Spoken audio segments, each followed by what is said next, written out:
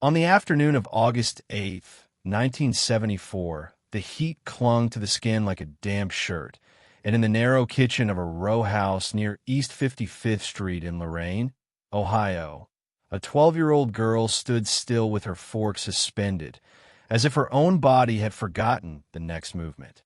The radio hissed between two stations, that AM noise that sounded like sand inside the speaker, and the sound came from the brown set on top of the refrigerator, held in place by an A&P promotional magnet. The refrigerator door opened and closed with a sigh of tired rubber, repeating a domestic rhythm that, in that moment, could not compete with what was cutting through the static. Her mother had asked her to take the chicken out of the oven and slice the bread. The oven made the room even hotter, pushing warm air against the walls, but the girl could not move. The voice, steady despite the hiss, spoke of resignation. It spoke of a president leaving, in a week when that had already become a repeated word in newspapers and newscasts, as if the whole city had learned a new vocabulary without meaning to. Outside, a freight train passed slowly, making the window glass and a glass of milk on the table tremble. In Lorain, the sound of cars and couplings was part of the constant background, as if the city breathed on rails. The girl could not explain what exactly could change because of a sentence spoken in Washington, but she knew the adults had already been changing for months, whispering at the table, cutting off conversations when she walked in, and that night dinner would go cold while everyone tried to decide, out loud, what was true, and, without realizing it, would also decide what to do about someone in the family who had been missing and fragile, as if the whole city had lost its footing at the same time, in a year when even basic things seemed unstable. The street had small gardens, thin grass, and forgotten toys in the yard, and in the distance you could always see something industrial, as if the horizon could never be only sky. An orange furnace glow on cloudy days, smoke rising from the U.S. Steel complex and the factories along the Black River, trucks heading to the Ford plant in Avon Lake, with their heavy rumble and the fine dust that settled on doorsteps. Her father worked shifts at National Tube, and her mother picked up hours at a laundry on Broadway, where the smell of fabric softener mixed with the grease of work clothes, coveralls, and thick cotton shirts with stains that would not come out. That week her father had come home quieter than usual, his face marked by his hard hat and safety glasses, and he left the newspaper open on the table as if it were a tool. Folding and unfolding it with the same attention, he gave a piece of metal, as if the news demanded the same care as something that can cut. The girl recognized words without liking them. Tapes, Watergate, impeachment, terms that had escaped the politics pages and landed on the dinner table. At school, at Longfellow Junior High, teachers tried to keep classes moving, but even the girls in the locker room talked about lies as if it were something concrete, sticky, that clung to your fingers. The subject moved through the hallways the same way it moved through houses coming in without asking. The kitchen was where everything came together and mixed.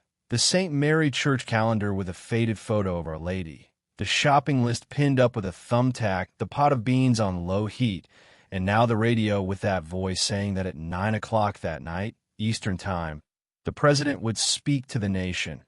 An announcement repeated throughout the day in bulletins, as if repetition could prepare people for the impact. Her father had not arrived yet. Her mother stirred the sauce with a wooden spoon, and her face held an expression the girl only saw when the electric bill came higher than expected, in a time when bills seemed to rise faster than wages. She told her daughter to set the table properly, with the blue plastic tablecloth and the glass plates, and said not to keep her head in the radio. Even so, her mother turned the volume up a little when she thought the girl was not looking, as if that information were dangerous and necessary at the same time, something you listened to cautiously and still needed to hear. When her father came in, close to 6, the sun was low and his shirt smelled of hot metal, sweat, and industrial dust, a smell that seemed to bring the mill into the house. He took off his boots at the back door and left a trail of dark dust on the linoleum. He washed his hands for too long, scrubbing under his nails with the little brush by the sink. The water turned gray, running off with tiny particles you could not quite see but could feel. He sat down and pulled the newspaper toward him, but he did not read. He only smoothed the page with his palm, like someone trying to straighten something warped without knowing if it can be done. The girl set his plate and his coffee cup, because he always drank coffee with dinner, and sat in her usual place, facing the window that looked out onto the yard. The roast chicken had already been cut. Steam rose and then disappeared, and the food began to lose its urgency, turning lukewarm under the kitchen light, as if even dinner were waiting for a decision. The radio announced the night's address again. Her mother turned it off, as if that act could preserve some routine, as if the simple click of a button could keep the world in place. The silence filled with small sounds. The tick of the wall clock, the refrigerator's crack, a car passing with the window open and low music, and in the distance a whistle that could have been from a factory or a train. Her father looked at his daughter and then at his wife, and the conversation began with careful words, like people crossing thin ice, measuring where to step so they would not go under. Her mother said she had heard at the laundry that he really is going to leave, and that some customers were celebrating, others crying, and one woman had said she would never believe anyone again, as if trust were something you used up and could not get back. Her father replied that no one should be surprised, that it had been dragging on since the year before, since the stories about the tapes began to appear, and that now it seemed everything had reached its limit, like a bolt tightened until it would not turn anymore.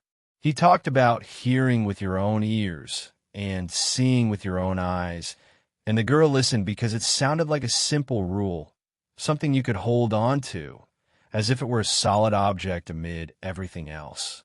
Her mother, without sitting down, put more beans on the plates and said that seeing and hearing were not enough when the person speaking was the authority, and that she remembered being little and believing everything the priest said until she discovered the priest had secrets too. She said it while looking at the stove, as if the stove were neutral ground, a fixed point that did not argue.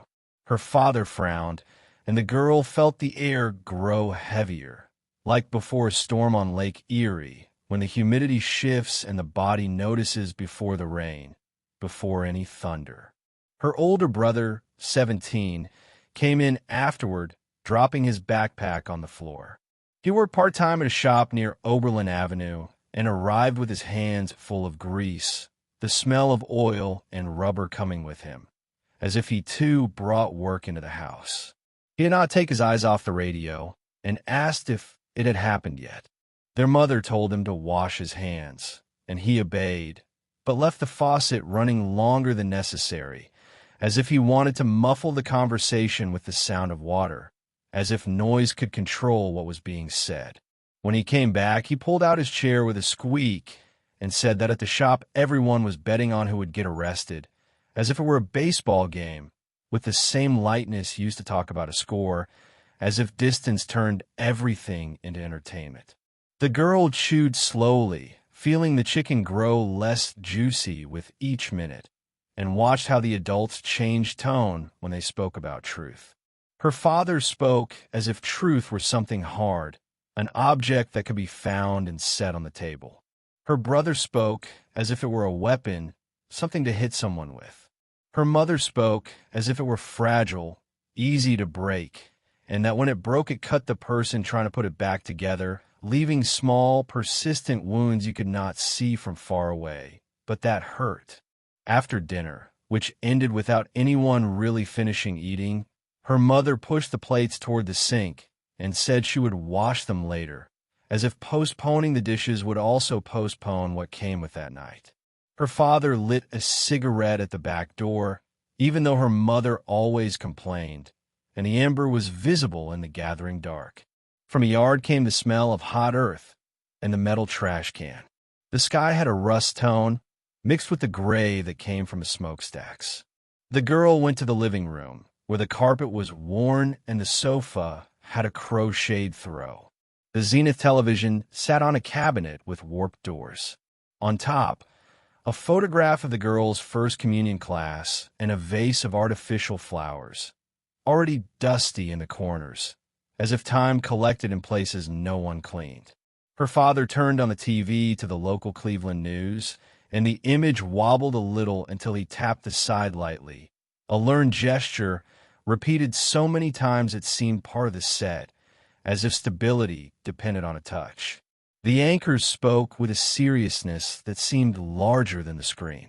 They showed images of Washington, the white building the girl recognized from school books, and spoke of a constitutional crisis in the same voice they used for blizzards, as if it were a phenomenon described carefully because it could not be controlled.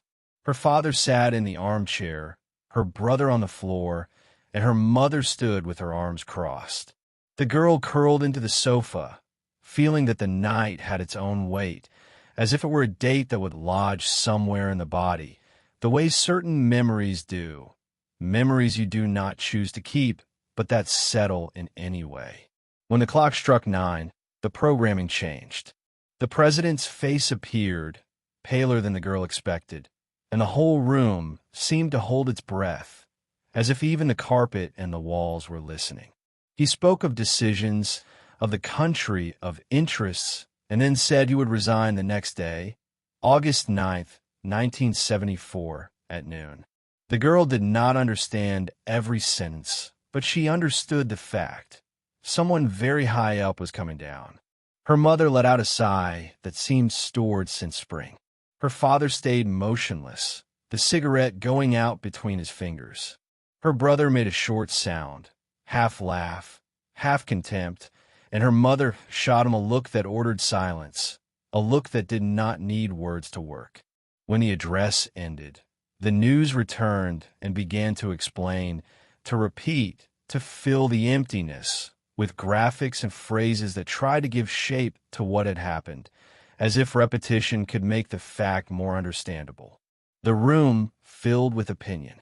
Her father said it was good, that at least now it was over, and that maybe it showed no one was above the law. Her mother replied that the law was different for people with money and for people who washed other people's clothes, and that it did not pay the bills or make the price of milk go down or change the cost of gas and what it took to get to and from work. Her brother said it was all theater, that it always had been, that the war in Vietnam had been a lie too, and their uncle had come back different because of a lie, as if one word could explain years. The word Vietnam fell into the room like a heavy object. Their uncle, her father's brother, had come back in 1971 and did not stay anywhere for long. Sometimes he showed up without warning, unshaven, asking to sleep in the basement. Sometimes he disappeared for months. Her father always said he was nervous, and her mother said he needed help, as if help were something you asked for and received, even though in practice it was always harder, always full of closed doors and waiting. The girl remembered the sound of him waking in the middle of the night, banging on the pipes, as if he were trapped somewhere, and the way the whole house seemed to listen, even when it pretended not to, even when everyone tried to keep sleeping. That night, while the news showed people in bars in Cleveland toasting and others praying, the discussion in the living room shifted subjects without really shifting, as if everything were tied together underneath. They talked about the president and ended up talking about neighbors. They talked about tapes and ended up talking about gossip. Her father said he no longer knew whom to believe when the newspaper said one thing, the TV another, and the man at the plant something else again, each with his certainty, each with his way of sounding sure. Her mother replied that truth might be only what happened in front of you. The paycheck, the price of gas, the factory siren, the garbage truck's noise, what you could not deny because it was there repeating. Her brother, with the impatience of someone who wanted the world to be simpler, said the truth was that everyone lied, and that the best thing was not to depend on anyone, as if that were protection and not loneliness. The girl looked at her mother's hands, holding a dish towel without twisting it, and realized her mother was not angry. She was tired in a way that cannot be fixed with one night's sleep. Her father did not seem angry either. He seemed wounded in a way he did not know how to name, as if something had been torn out and he had no word for it. And her brother seemed eager to grow up, and, at the same time, terrified of what he would find when he did, as if the future were a door opening onto a dark corridor. The girl felt that the resignation was not only about one man leaving. It was about something invisible shifting inside the house, like when you move a heavy piece of furniture and the floor is left marked, showing that something was displaced and never returns exactly to what it was. The next morning, August 9th, the girl woke to the sound of the garbage truck and her mother speaking softly on the phone in the kitchen. The light was white and hard, and the air seemed cooler because a light rain had passed in the night, leaving the smell of wet asphalt and earth. The girl stood on the stairs, listening without meaning to, because certain voices pull at your ear even when you try not to hear. Her mother said their uncle's name, asked if anyone had seen him, and her voice had the firmness she used when she needed to get a discount or argue an incorrect bill, a practical firmness made to solve things. Then she hung up and stood for a while staring at nothing, the receiver in her hand, as if the phone's silence were an answer, or as if the lack of an answer were what spoke most. Her father had already left for his shift. Her brother had gone to the shop. The girl ate cereal with milk and, on TV before school, saw images of the helicopter lifting off from the White House lawn. The reporter spoke of the end of an era. The girl thought of her own yard, small and full of ordinary things, and how a helicopter seemed impossible there. Even so, the feeling of an ending matched the way her mother pressed her mouth tight, as if holding back a sentence so it would not slip out, as if one word too many could break something. At school, teachers tried to discuss citizenship. The social studies teacher wrote "trust" on the board and asked students to say what it meant. Some laughed. Others said it meant nothing. The girl stayed quiet, because trust for her was her father's hand holding the bicycle when she learned to ride. It was her mother saying everything would be fine when a storm knocked down a tree on the block. But now it seemed even those things could wobble if the world outside wobbled, as if what was domestic depended on what was distant, as if a news story could pass through walls. Late that afternoon, when the girl came home, her mother was sitting at the table with a cup of cold coffee and a crumpled envelope. The envelope was from the Veterans Administration in Cleveland and had her uncle's name written in a crooked hand. The paper bore marks of being squeezed and opened and closed in her mother's hand, as if she had tried to pull an answer out of it before reading. She said, without preamble, that he had been found at the bus station in Elyria, disoriented, and taken to the city hospital. She said a nurse had called because in his pocket there was a paper with their home number. Her father had not come home yet, and her mother seemed to have decided she could not wait, as if urgency did not allow the comfort of having her husband nearby, as if time had changed speed. The girl stared at the envelope and the cold coffee, and the kitchen seemed smaller, as if the walls had moved in a little. Her mother asked her to stay home with a neighbor, Mrs. Kowalski, next door, while she went to Elyria. The girl said she could go too, but her mother refused with a quick gesture. She told her to do her homework and not open the door to strangers. The girl nodded and felt an anger with no target, as if someone had moved her things without asking, changing the order without warning, as if the house had been shoved out of place. Mrs. Kowalski came over smelling of onions and soap, and sat in the living room watching a soap opera, talking about how the world was lost, as if that explained everything and at the same time explained nothing. The girl pretended to do homework, but kept looking at the clock, waiting for the hand to move as if it could bring someone back. When her father arrived later, the neighbor had already left. Her mother still had not returned. Her father heard the news and said nothing for a while. He put his coat back on, even though he was tired, and said he was going to pick up her mother. The girl was alone in the house for a few minutes, with the TV on low, and felt that the president's resignation was a distant story compared with what was about to come through the door, something with real and immediate weight, with no screen to soften it. They returned after 9. Her mother came in first, hair disheveled and face pale. Her father came behind her, carrying a paper bag with folded clothes and an old pair of boots. They did not bring her uncle. The girl understood that before anyone said it, because a house has a way of revealing absences.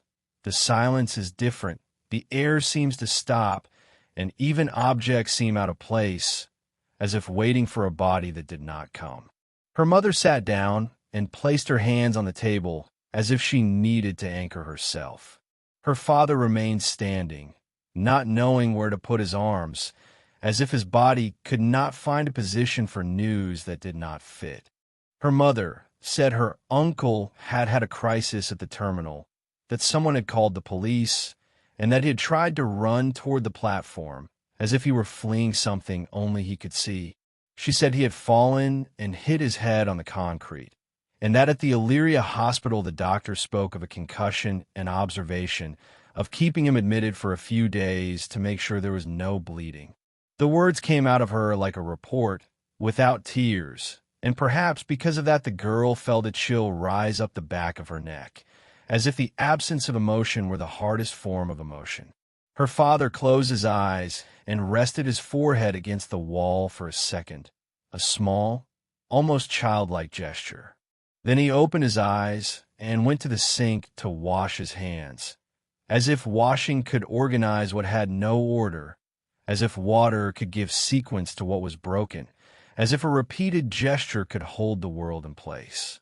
The girl did not move. Her uncle was not a constant presence, but he was a constant possibility, a shadow that came and went. Now that possibility had been gathered up by people in uniform and by hospital doors that closed with springs, and it would not return to the basement that night. Her mother stood and began washing the dishes from the previous night's dinner, still in the sink, as if the order of things had to be restored somewhere, even if only in plates and cutlery. Her father opened the bag and took out one of her uncle's shirts, smelling of old smoke and bus terminal, and folded it again with a care that looked like factory work, repetitive and precise, as if the gesture were the only thing under control, the only thing that obeyed. In the days that followed, the president's name drifted out of the household conversations like smoke dissipating, leaving in the air only what truly remained. The TV still talked about Gerald Ford taking over, about a pardon, about the future, but in their living room the subject was different, narrower and heavier, like a corridor that tightens. Her father had to call a number in Columbus and then in Cleveland to understand how care worked, what papers needed to be signed, where to go, and the bureaucracy seemed made of weights and transfers, of department names and office hours, as if Payne had to fill out forms before it could be recognized. Her mother made 2 trips to Elyria that week, one of them on a Saturday with hard sun, driving with the radio off, as if she wanted no more voices, as if any voice could interfere. Her brother, who always spoke easily, went quiet and began leaving earlier, coming back later, as if he did not want to see his father with his face tightened by worry, as if worry were contagious, and he did not know what to do with it. On Tuesday, August 13th, 1974, her mother took the girl with her to the hospital in Elyria because Mrs. Kowalski could not stay. The corridors smelled of disinfectant and reheated coffee. Plastic chairs were lined up, and there was a water fountain that made a loud noise when someone pressed it, the sound echoing on the hard floor, as if the whole building amplified what was small. Her uncle was in a ward with 2 other men, a thin curtain separating the beds. He looked smaller than in the girl's memory, his hair combed back any which way and a bandage on his forehead.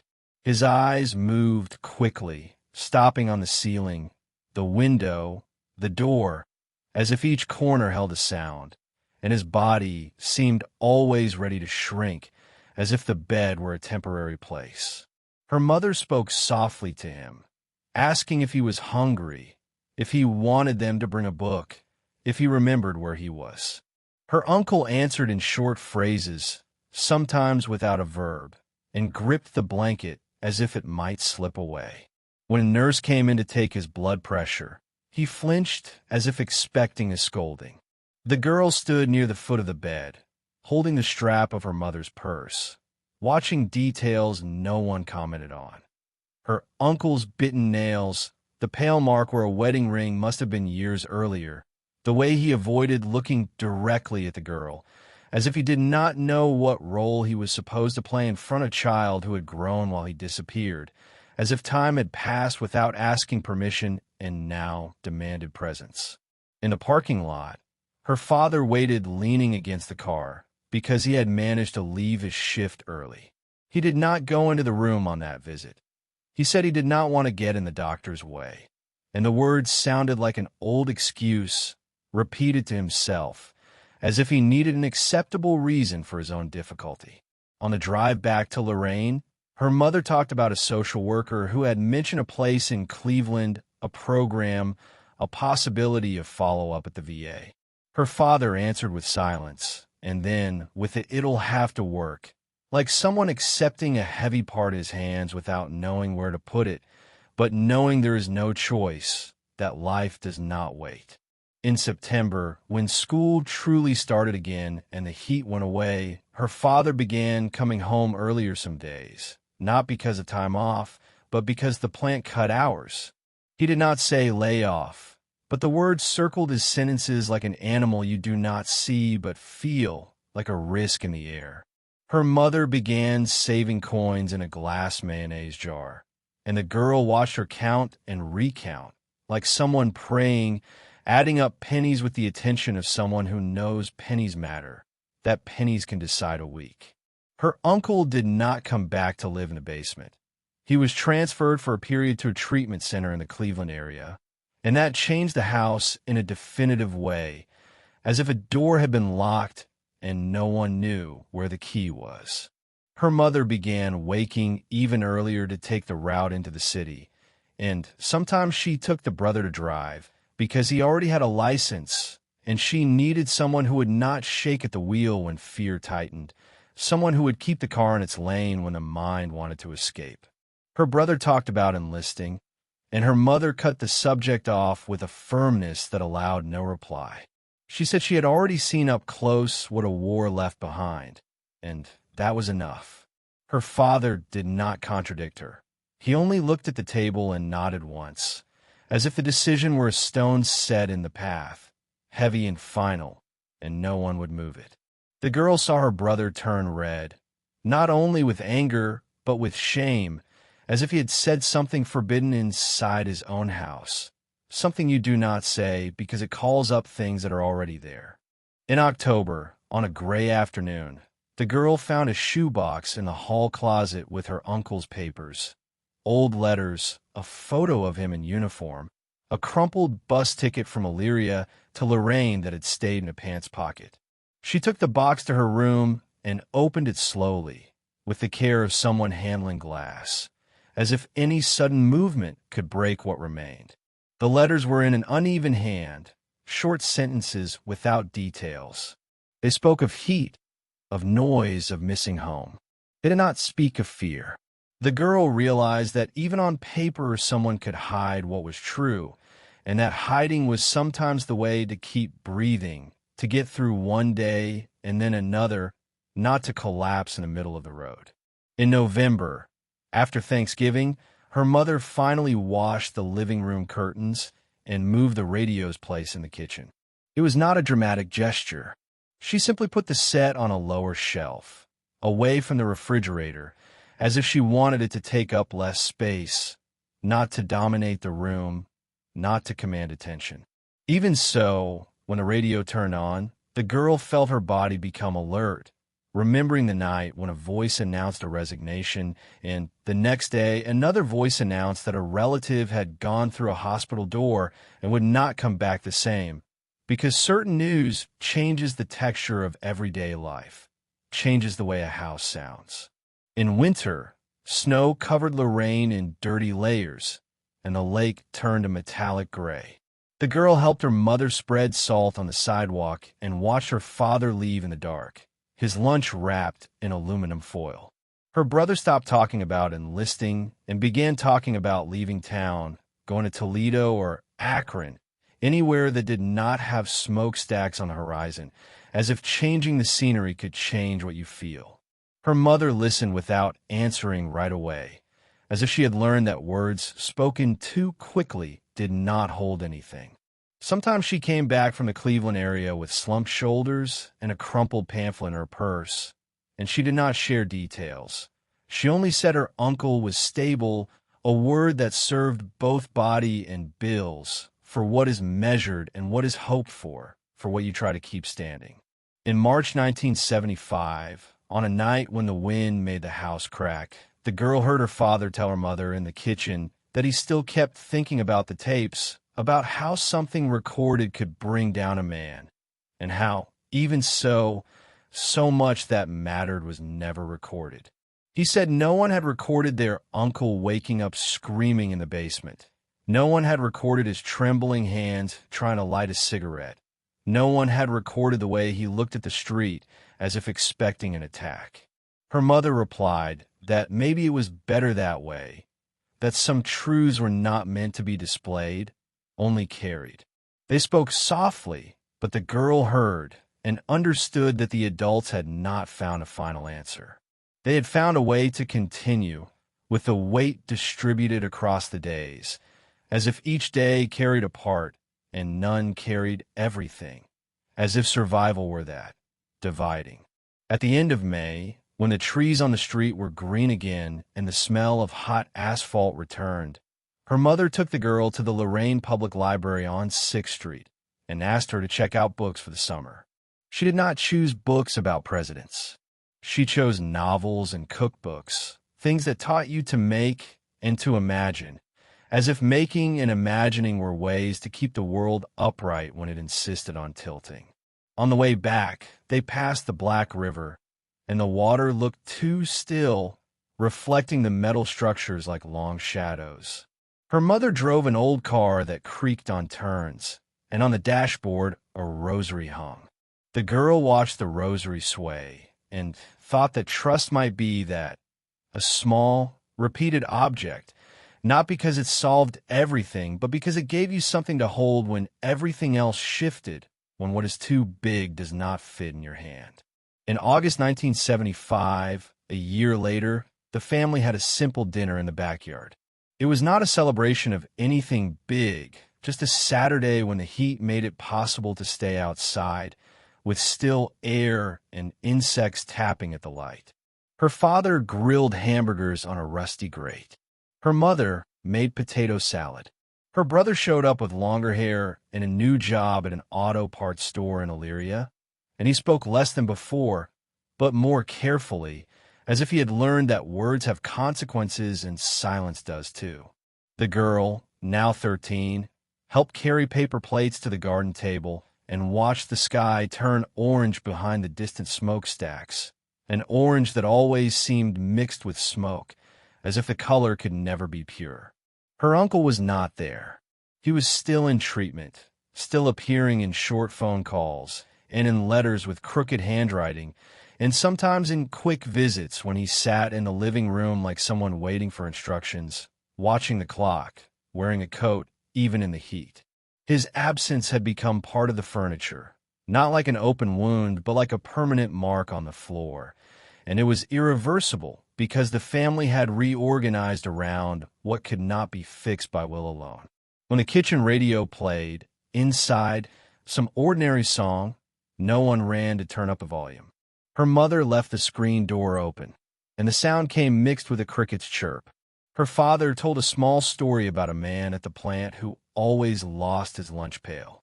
Her brother laughed for real, a short, genuine laugh.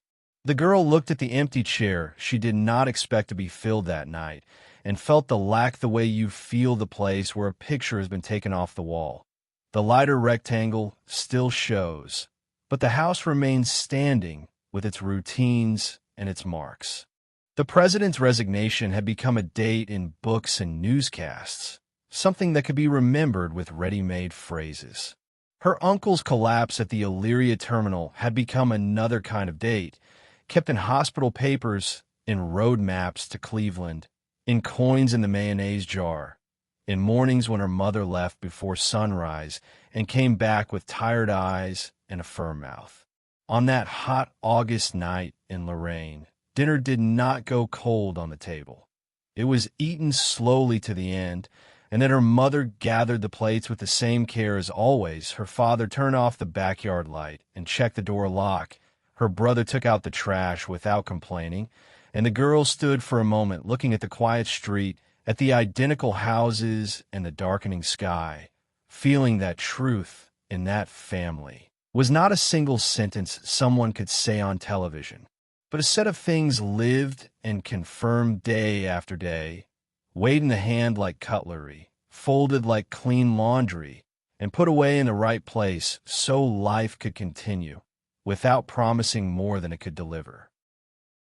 If you found this story meaningful, please consider liking this video. It helps these quiet, often forgotten stories reach more people. Subscribe to Ordinary Lives, Extraordinary Times to stay connected to stories of everyday people who lived through moments that shaped history. Each life mattered. Each story deserves to be remembered, but we'd also love to hear from you. Let us know in the comments where you're watching from. Our community spans across countries, generations, and experiences, all connected by a shared respect for history and the lives within it. Thank you for watching, and thank you for helping keep these stories alive.